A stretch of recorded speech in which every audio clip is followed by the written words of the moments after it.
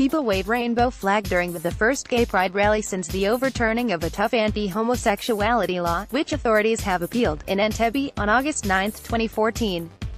The overturned law, condemned as abominable by rights groups but popular among many Ugandans, called for proven homosexuals to be jailed for life.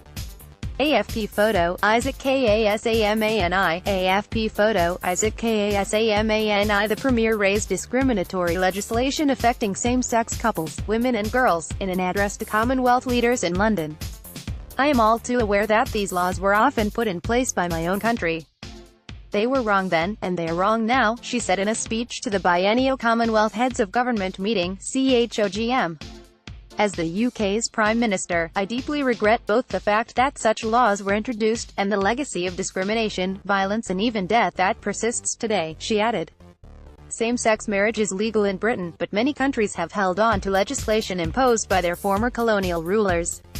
Globally, 72 countries criminalize same-sex relationships, according to a 2017 report by the International Lesbian, Gay, Bisexual, Trans and Intersex Association. The organization pinpoints British colonial-era legislation still being used in Commonwealth members including Uganda, Malaysia and Singapore. Britain's Premier said her government would back plans to scrap such laws. The UK stands ready to support any Commonwealth member wanting to reform outdated legislation that makes such discrimination possible. May's speech was met with applause, but her criticism of other countries' laws could cause a further rupture to the summit, which has already been hit with a scandal over émigrés to Britain. The Prime Minister apologized to Caribbean leaders after her government threatened to deport some of the hundreds of thousands of people who moved to Britain from the region in the 1950s and 1960s. Those who did not get their papers in order are now being treated as illegal as part of the government's crackdown. But following a backlash, May has written to each of the Caribbean countries affected outlining how Britain intends to rectify the situation.